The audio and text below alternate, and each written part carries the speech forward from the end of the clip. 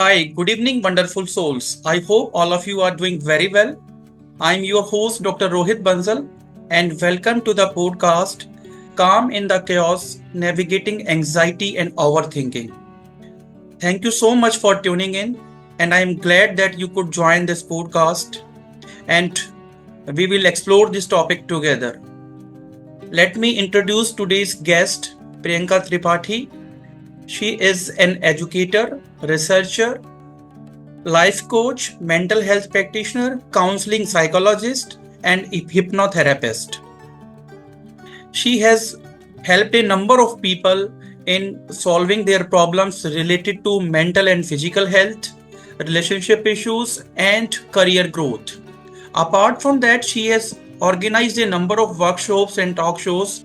Thank you so much, ma'am, for sparing in an invaluable time. And I am hopeful that we will have an insightful conversation. Over to you. Thank you so much, Dr. Rohit. And I'm glad to be here. And this is such a warm welcome. And I believe that this is going to help everybody out there, whosoever listens to it. Thank you so much. Yeah, this is a trending topic and this is the need of the hour. Many people around the world are suffering from problem of anxiety and overthinking. So my first question to you is, what is the difference between anxiety and overthinking and how they are interrelated? All right. Thank you for the question. Anxiety is more in the body. Overthinking is more in the mind. And overthinking leads to anxiety. Overthinking has always been linked with negative thoughts, whereas it is all the time we think and think. The way our heart keeps pounding all the time, it's our mind that keeps working, keeps generating the thoughts. So thinking is the job of the mind. Thinking is going to happen. Why do we term it as overthinking? Because thinking has negative thought patterns. Right. That disturbs us. That is why we term it as overthinking. When overthinking goes for a long period of time, the negative thinking remains unmanaged. Then it turns into anxiety. And anxiety can be physical as well. The bodily symptoms are also there in anxiety. And if again not treated for long period of time, anxiety can turn into a disorder as well. Okay. ऐसे कौन कौन से signs and symptoms हैं जिनसे हम पहचान सकते हैं कि कोई इंसान एंजाइटी या ओवरथिंकिंग से गुजर रहा है? Yes. So as I said that thinking we all do all the time because the mind doesn't stop working. So जो thoughts हैं हमेशा रहते हैं माइंड में, कभी निकलते नहीं है thoughts माइंड से. ओवरथिंकिंग का प्रॉब्लम सिर्फ कब होता है जब वो थॉट्स जो हैं वो नेगेटिव इन नेचर हो गए हैं. तो कब ये प्रॉब्लम बन जाता है जब हमारे थॉट्स हमारे ही अगेंस्ट काम करने लग जाएं. क्या मतलब होता है इसका? हमारे अगेंस्ट काम कर रहे हैं मतलब हमारे माइंड में हमेशा नेगेटिव थॉट्स चल रहे हैं, सेल्फ हार्मिंग थॉट्स चल रहे हैं. Self harming I am not only referring to bodily harming yourself. Self harming मतलब जब मैं सोचती हूँ that I don't look good, that person is harming me, that person is jealous of me, or I am feeling jealous of him or her. These are self-harming thoughts. Simply everything that disturbs my psyche, जो भी मेरी मन को, मेरे दिमाग को, मेरे दिल को डिस्टर्ब करता है, वो नेगेटिव थॉट पैटर्न है. जब नेगेटिव थॉट पैटर्न बहुत ज्यादा रिपीटेड हो जाते हैं माइंड में, वो नेगेटिव इमोशंस जनरेट करते हैं. जब नेगेटिव इमोशंस जनरेट होते हैं तो हमारी लाइफ में फॉर श्योर ना पीस रह जाती है, ना हैप्पीनेस रह जाती है, ना जॉयफुलनेस रह जाती है. And we are worrying all the time. That is one of the biggest sign that when you have lost kind of hope, joyfulness, happiness in your life. सबसे बड़ा साइन है कि एंजाइटी, ओवरथिंकिंग जो है आपकी एक बियॉन्ड अ पॉइंट जा रही है और अब इसको मैनेज करना बहुत जरूरी है. राइट. मेडिटेशन और माइंडफुलनेस का क्या रोल है एंजाइटी एंड ओवरथिंकिंग को ओवरकम करने में? Alright. This is a very beautiful question. Mindfulness is simply being in the moment. It seems बहुत सिंपल सा स्टेटमेंट लगता है, बहुत इजी सा स्टेटमेंट लगता है, लेकिन प्रैक्टिस करना उतना ही मुश्किल है. लेकिन जिस दिन हमने ये प्रैक्टिस कर लिया to be in the moment, all the anxiety चली जाती है, वरी चली जाती है, स्ट्रेस पीछे का चला जाता है। तो इसलिए माइंडफुलनेस, जैसा आपने बोला, this is one of the best practice to help ourselves with anxiety. क्योंकि जब हम एंजाइटी हमें क्यों होती है? Over thinking, it is always I am thinking about either what has happened in the past, पीछे क्या हुआ है मेरी जिंदगी में, या अब आगे क्या होगा, क्या होने वाला है। जी, अगर मैं इसी मोमेंट में, मैं आपसे बात कर रही हूँ, मैं इसी मोमेंट में जीना सीख लूं, दैट मैं डॉक्टर रोहित से बात कर रही हूँ एंड हम अच्छा टाइम स्पेंड कर रहे हैं, हम अच्छे से टॉपिक डिस्कस कर रहे हैं, my anxiety of what is going to happen after 8:30 leaves me. That 8:30 मेरे पास ये काम टास्क ऑलरेडी असाइंड है, अगर मैं वो सोचना बंद करके सिर्फ यहाँ आपके साथ बात कर रही हूँ, I feel happy and Joy. All in all, when you live in the present and then you don't think about either about past or future, then you can live a happy life and you can overcome anxiety and overthinking. Yes, perfect. आपने meditation की भी बात किया। मैं हमेशा एक बहुत suggest करती हूँ वार्निंग साइन, जब आप बहुत ज्यादा एंजाइटी में हो, ओवर थिंकिंग में हो, तो मेडिटेशन इनफैक्ट ना करें। मेडिटेशन ट्रीटमेंट नहीं है, मेडिटेशन आपको हेल्प करता है, जैसे आपकी फिजिकल बॉडी एलिमेंट होता है, तो जब आपको बहुत ज्यादा बॉडी में प्रॉब्लम है, उस टाइम आप एक्सरसाइज नहीं करेंगे, पहले बॉडी को आप थोड़ा रिकवर करेंगे, फिर आप एक्सरसाइज करना शुरू करेंगे। So meditation is the same way, आप पहले थोड़ा सा एंजाइटी को काम डाउन करेंगे विद वेरियस अदर टेक्निक्स, और उसके बाद आप मेडिटेशन शुरू करेंगे। अदरवाइज मेडिटेशन जो है, it is a state of mind, आप जिस स्टेट ऑफ माइंड में है उसी को आगे ले जाता है। तो अगर आप एंजाइटी में हैं, बहुत सारे लोग शेयर करते हैं एंजाइटी में थे, मेडिटेशन करना शुरू किया, एंजाइटी वेंट ऑन स्पीक। जब हम बहुत एंजाइटी ओवर थिंकिंग में हैं, तो पहले उसको मैनेज करें विद अदर टेक्निक्स, फिर मेडिटेशन बिगिन करें, though it is a beautiful practice to release your anxiety. Anxiety and overthinking को मैनेज करने में फिजिकल एक्टिविटी का कितना बड़ा रोल है?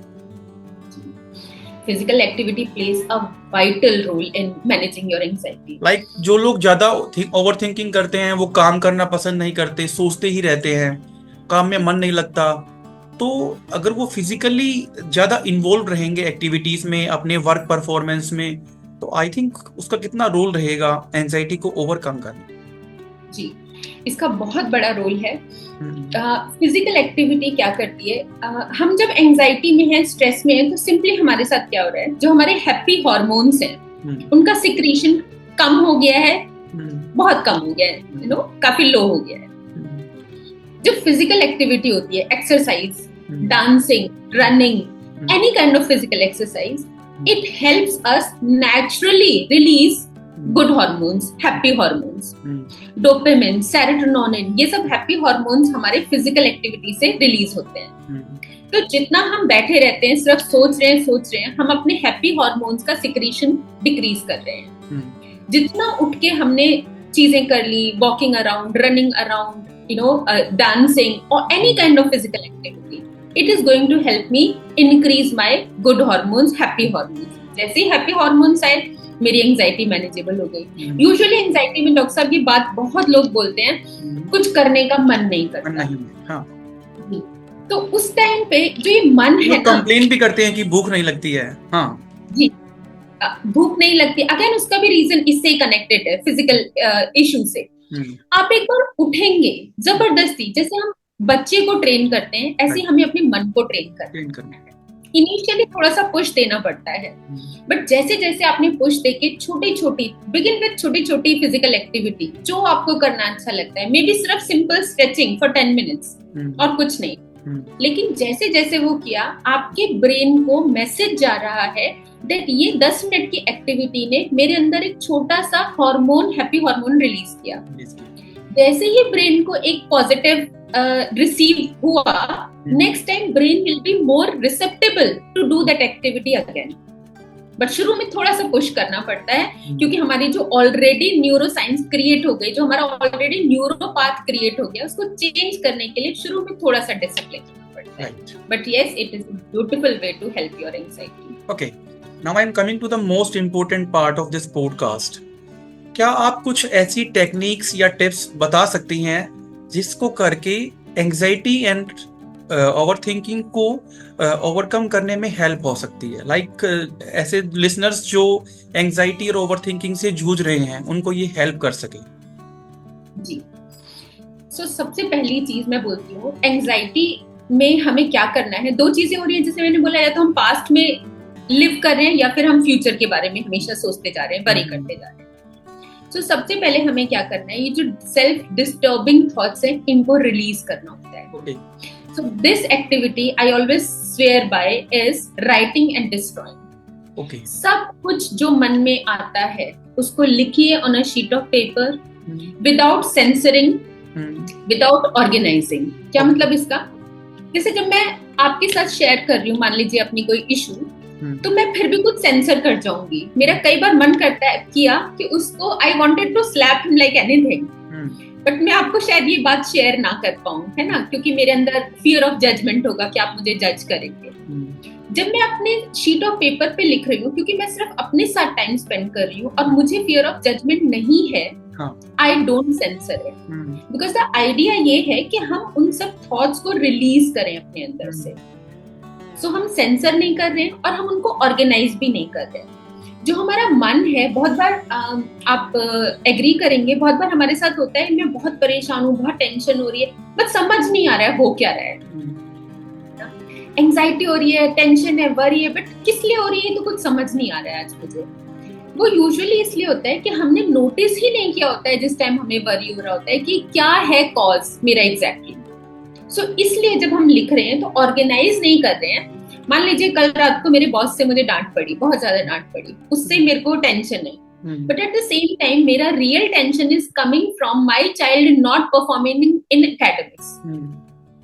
तो मैं उसको भी लिखती जा रही हूँ, जो भी आ रहा है उसको लिखती जा रही हूँ on a sheet of paper, और उसके बाद the idea is we don't preserve it, उसको छोटे छोटे पीसेस करके फाड़ के फेंक दे रहे हैं, उसको संभाल के नहीं रखते हैं। छोटे छोटे पीसेस करेंगे, फाड़ के फेंक देंगे, या एशेस बना के उसको बर्न करके फ्लश कर देंगे। ये एक तरीका।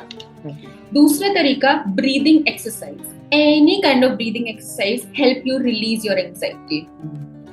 Tapping, simply, EFT is a totally different technique. I won't go into the technique at present, but simply tapping, body parts को different, and combining it with any breathing exercise, which is अनुलोम विलोम, प्राणायाम, कोई भी प्राणायाम जो हम कर सकते हैं, अनुलोम विलोम, भस्त्रिका। अगर ये दो चीजें कंबाइन कर दी, राइटिंग एंड डिस्ट्रॉइंग और tapping plus breathing exercise, anxiety से बहुत बड़ा रिलीफ मिलेगा। राइट। लाइफस्टाइल चेंजेस का एंजाइटी एंड ओवरथिंकिंग को ओवरकम करने में कितना अहम रोल है, और ऐसे कौन कौन सी लाइफस्टाइल चेंजेस हैं जिनको वो लोग अपनी दिनचर्या में ला सकते हैं? जी, सबसे पहले lifestyle change is sleeping on time and getting up on time. Okay, जो अपना स्लीप रूटीन फिक्स करना सबसे बड़ा लाइफस्टाइल चेंज इंपॉर्टेंट है जब हम स्ट्रेस, एंजाइटी, ओवरथिंकिंग की बात कर रहे हैं।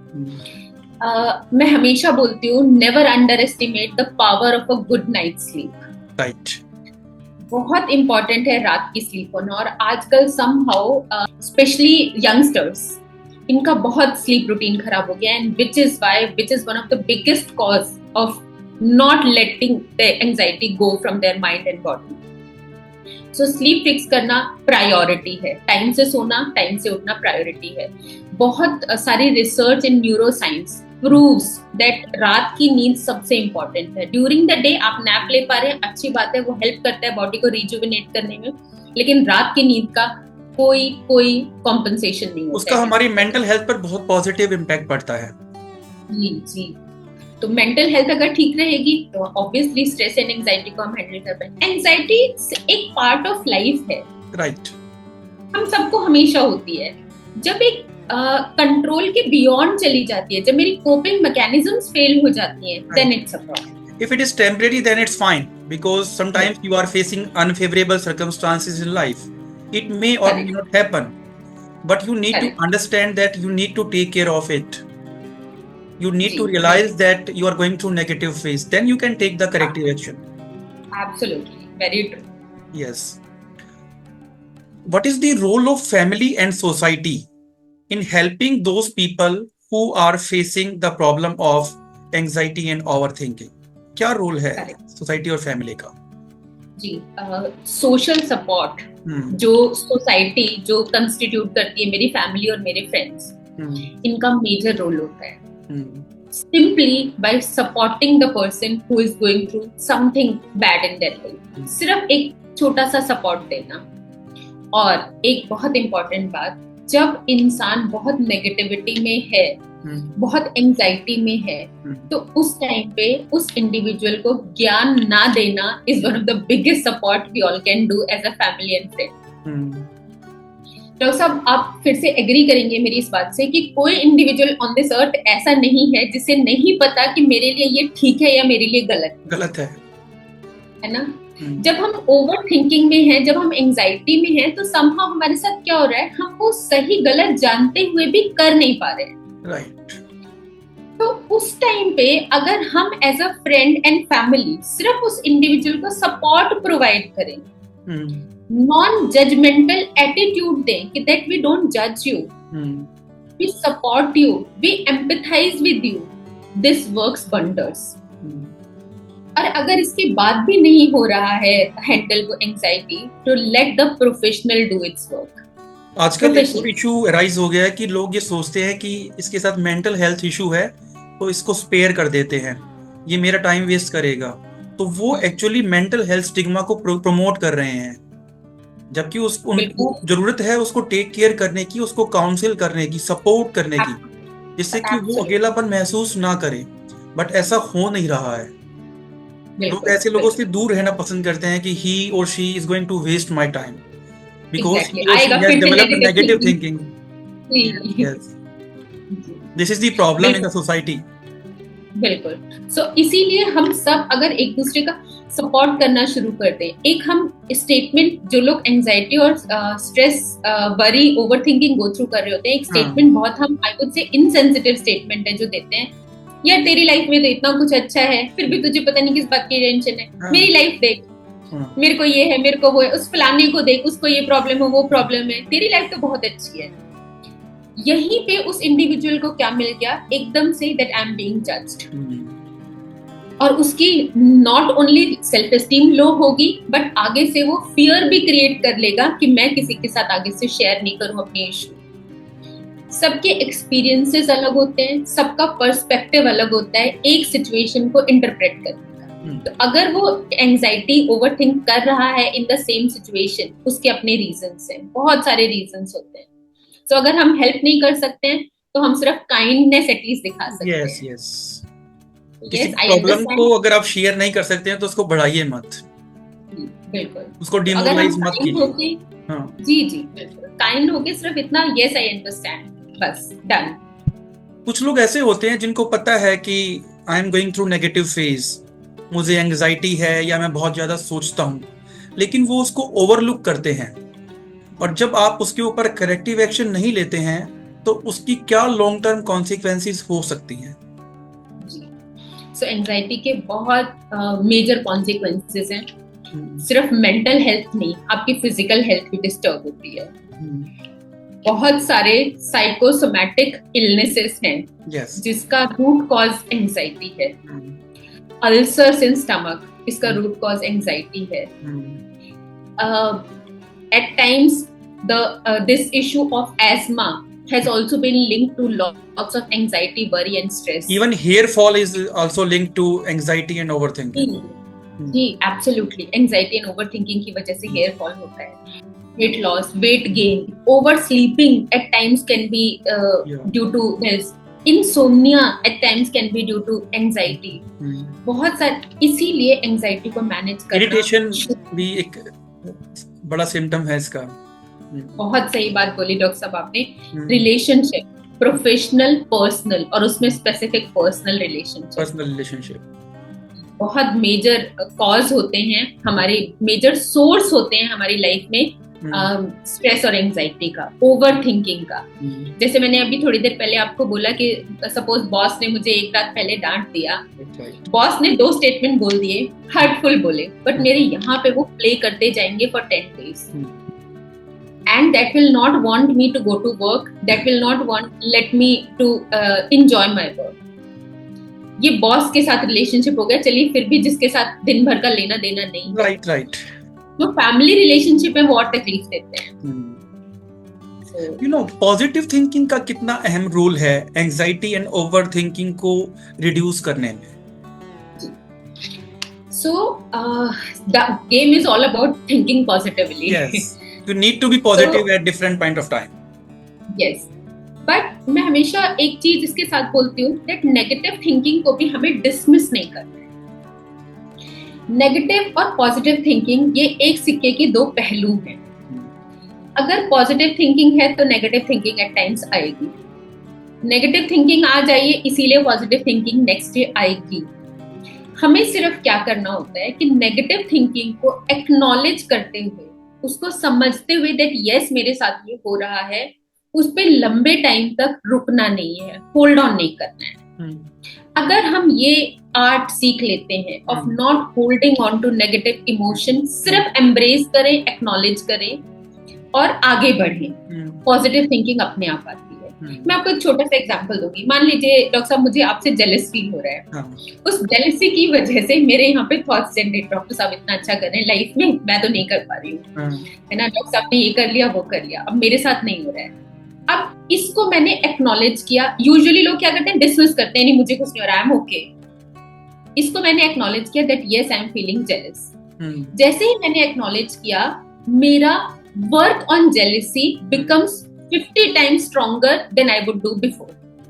अब मैंने आइडेंटिफाई किया मुझे क्यों जेलसी हो रही है, मे बी डॉक्टर साहब ने ये कर लिया, मैं नहीं कर पाई, चलिए मैं भी एक प्लान बनाती हूँ, मैं भी करती हूँ। फिर मेरा फोकस काम करने पे हो जाएगा, ना कि इमोशन पे, और आपके साथ जो मेरा बिना बात के एक नेगेटिव एंटेंगलमेंट बन रहा था वो खत्म हो जाएगा, और जो मेरे थॉट्स हैं वो पॉजिटिवली अपने आप डायरेक्ट हो जाएंगे। राइट जी। सपोज कोई इंडिविजुअल बहुत टाइम से इस प्रॉब्लम से जूझ रहा है, तो उसको सिग्नल कब मिलेगा कि ये अब मेरे कंट्रोल में नहीं है, it is beyond my control, now I need to take help of some counsellor और कंसल्टेंट? सो कुछ एक बहुत ही सिंपल से साइंस एंड सिम्टम्स है। अगर ये हो रहे हैं repeatedly for over a period of time, मैं बोलूंगी 3 महीने अराउंड अगर हो रहे हैं, तो आपको प्रोफेशनल हेल्प की सीख करनी चाहिए। आपका स्लीपिंग पैटर्न बहुत मेजरली डिस्टर्ब हो गया है, आपका ईटिंग पैटर्न डिस्टर्ब हो रहा है, आपको जो चीजें करना पहले अच्छा लगता था अब आप वो नहीं करना चाहते हैं, आप उसे जी चुराते हैं, या जो आपको पहले फ्रेंड्स के साथ एंजॉय करना, बाहर जाना अच्छा लगता था, अब आप वो नहीं करना चाहते हैं, आपको काम में मन नहीं लग रहा है, हमेशा जो आपके थॉट्स हैं, आप हो सकता है बाहर फिर भी प्रिटेंड कर रहे हैं, दूसरों के साथ नाटक कर रहे हैं, ड्रामा कर रहे हैं, बट मन में यहाँ पे तकलीफ है दिन रात की, और वो आपको नहीं आराम से चैन से जीने दे रहा है, ना दिन ना रात। आपका काम अफेक्ट हो रहा है, प्रोफेशनल पर्सनल लाइफ अफेक्ट हो रही है। सिर्फ इतने साइंस अगर आपके साथ हो रहे हैं फॉर अराउंड 2 to 3 months, उस इंडिविजुअल को जरूर से जरूर सीख करना चाहिए प्रोफेशनल हेल्प। जो कि आप बहुत सारे क्लाइंट्स को डेली हैंडल करते हैं, पेशेंट्स की प्रॉब्लम्स को ओवरकम करने में सपोर्ट करते हैं उनको, तो कोई ऐसा एग्जांपल आप दे सकते हैं जिसको एंजाइटी और ओवरथिंकिंग थी और उसने इजीली उसको ओवरकम किया, नेविगेट किया, किस तरीके से किया? जी, बहुत सारे मैं बोलूंगी 30% of cases that I deal with is of anxiety and overthinking, है ना? क्योंकि अच्छा, और जैसे हमने अभी डिस्कस किया, रिलेशनशिप बहुत मेजर रीजन होते हैं एंजाइटी का। तो मैं एक बहुत रीसेंट केस आपके साथ बताती हूँ। इनको एंजाइटी थी इनके प्रोफेशनल रिलेशनशिप की वजह से, और वो धीरे धीरे अफेक्ट करने लग गया। प्रोफेशनल रिलेशनशिप, उनके बॉस के साथ अच्छे नहीं थे, उनके कॉलीग्स के साथ अच्छे नहीं बन पा रहे थे, और ये सेम ऑर्गेनाइजेशन में he is working for quite a long period of time. अब ये एंजाइटी शुरू यहाँ से हुआ था, बट ये एंजाइटी रिफ्लेक्ट करने लग गया था फैमिली लाइफ को। सो इनके स्पाउस के साथ इनके रिलेशनशिप धीरे धीरे खराब होने लग गए थे, क्योंकि he would be always in his thoughts, in his worry, and sometimes support वो नहीं मिल पा रहा था जो उनको चाहिए था। एंड हम बहुत बार एक्सप्रेस भी नहीं करते हैं दैट मुझे ये इशू हो रहा है, यू नो, और मुझे हेल्प चाहिए। तो he took appointment for the sessions। हमने सबसे पहले हेल्प किया, कोर इशू को फाइंड आउट करने में कि एग्जैक्टली एंजाइटी आ कहाँ से रही। हाँ जी, so it was more of professional issues. Low self esteem वहां से आ रहा था, ग्रोथ नहीं हो पा रही थी। जब हमने उस पे वर्क किया, हमने टास्क ओरिएंटेड स्ट्रेटजीज बनाई, छोटे छोटे सेल्फ वर्क असाइन किए। He was very much persistent on his self work and around 5 to 6 months में he was all fine. Anxiety was overcome by him and he's doing very well in his professional and personal life as well. Okay. Finally आप क्या remarks देना चाहेंगे उन लोगों को जो इस प्रॉब्लम्स को फेस कर रहे हैं? लाइक किसी को एंजाइटी है, किसी को ओवर थिंकिंग है, स्ट्रेस है, लेकिन उनको डायरेक्शन नहीं मिल पा रहा कि कैसे इसको ओवरकम किया जा सके। तो what will be your concluding remarks? So सबसे पहले मैं बोलूंगी कि एंजाइटी होना, ओवर थिंक करना बहुत ही नॉर्मल है, बहुत ही नेचुरल है। आपके साथ कुछ ऐसा नहीं हो रहा है जो कि बहुत ही अननेचुरल चीज है, तो एक्सेप्ट कीजिए दैट यस हो रहा है मेरे साथ। एक्सेप्टेंस से हमारा काम 50% आसान हो जाता है। अब हमें काम करना शुरू करना है। जैसा हमने ऑलरेडी बात किया, फिजिकल एक्टिविटी स्टार्ट कीजिए, किसी तरह की कुछ फिजिकल एक्टिविटी स्टार्ट कीजिए, अपना स्लीप रूटीन फिक्स कीजिए, उसके साथ राइटिंग एंड डिस्ट्रॉइंग जो मैंने आपको टेक्निक बताई है बहुत हेल्प करती है, आप वो करना शुरू कीजिए। मेडिटेशन उसके बाद करना शुरू कीजिए। ये सब चीजें, जैसे ही आप ब्रीदिंग एक्सरसाइजेस बहुत इंपॉर्टेंट है। कोई भी ब्रीदिंग एक्सरसाइज, कोई भी प्राणायाम, अनुलोम विलोम, भस्त्रिका, सिंपल प्राणायाम, ब्रीदिंग एक्सरसाइज अगर ये कर लिया और उसके बाद भी अगर एंजाइटी मान लीजिए कंट्रोल नहीं हो रही है, ये शुरू के आपके वर्क हैं। You're beginning with physical activity, fixing your sleep routine, working upon your physical health as well, writing and destroying। और अगर नहीं हो रहा है, अपने आप को एक गिफ्ट दीजिए to go for the therapy। Very nicely said, बिल्कुल सही कहा आपने। कभी कभी क्या होता है कि we know exactly what is going on, हर किसी को पता होता है। कभी कभी हम रियलाइज भी करते हैं, आत्मविश्लेषण भी करते हैं कि ऐसा क्यों हो रहा है, डायग्नोस करने की कोशिश भी करते हैं, लेकिन रास्ता नहीं मिल पाता है कि इस प्रॉब्लम से छुटकारा कैसे पाया जाए, कैसे इससे निजात पाया जाए। तो कभी कभी उनको सही गाइडेंस नहीं मिल पाती है, या जिनसे वो गाइडेंस लेते हैं वो उनको डिमोरलाइज करते हैं, तो उनकी प्रॉब्लम और बढ़ जाती है। तो मैम, आपने बहुत ही अच्छे और बारीक तरीके से, सहजता से इस टॉपिक को छुआ है और अच्छे से सभी टिप्स को बताया है। और मैं उम्मीद करता हूं कि हमारे सभी लिसनर्स जिनको ये प्रॉब्लम है, और अक्सर ऑन एंड ऑफ सबको ये प्रॉब्लम कभी ना कभी होती है कि एंजाइटी है, ओवर थिंकिंग है, इरिटेशन है, एंगर है, स्ट्रेस बन गया है, तो प्लीज आप इन सब टिप्स पर काम कीजिए जो मैम ने डिस्कस किया है। तो डेफिनेटली एंड ग्रेजुअली, धीरे धीरे आप उस प्रॉब्लम को ओवरकम कर पाएंगे। There is no shortcut. धीरे धीरे आप इस पे वर्क ऑन कर सकते हैं और आप देखेंगे कुछ ही दिनों में आपके अंदर ट्रांसफॉर्मेशन मिलेगा। और जब तक आप इनिशिएट नहीं करेंगे, आपको खुद करना होगा। Unless and until you initiate on resolving your health issues, nothing is possible. आपकी प्रॉब्लम और बढ़ जाएगी। और जब तक आप कंफर्टेबल फील नहीं करोगे, ना तो आपकी पर्सनल लाइफ हेल्दी रह सकती है और ना ही professional life. So in order to maintain good work-life balance, you need to focus on maintaining good health. And for that purpose, you need to overcome anxiety and overthinking. तो मैं उम्मीद करता हूं कि आपको ये पॉडकास्ट बहुत अच्छा लगा होगा और आप इन सभी टिप्स पर काम करेंगे जो भी मैम ने डिस्कस की है। और अगर आपको ये पॉडकास्ट अच्छा लगा है तो अपना फीडबैक देना मत भूलिएगा। और किसी अलग टॉपिक पर अगर आप मुझसे पॉडकास्ट करवाना चाहते हैं तो आप अपना सजेशन मुझे दे सकते हैं। Thank you so much. जल्दी ही फिर एक नए टॉपिक के साथ, एक नए पॉडकास्ट के साथ मिलेंगे। तब तक आप खुश रहिए, स्वस्थ रहिए। And please do not forget to subscribe my channel, because if you don't subscribe then you can miss the coming episodes. Thank you so much once again, and thank you ma'am for the insightful conversation. Thank you so much. Thank you. Thank you so much, sir. You are doing a great job helping people. And I'm glad to be here. Thank you. मैं उम्मीद करता हूँ कि बहुत जल्द आपके साथ एक और पॉडकास्ट करेंगे जब भी आपको समय मिलेगा। Thank you. बिल्कुल सर, थैंक यू।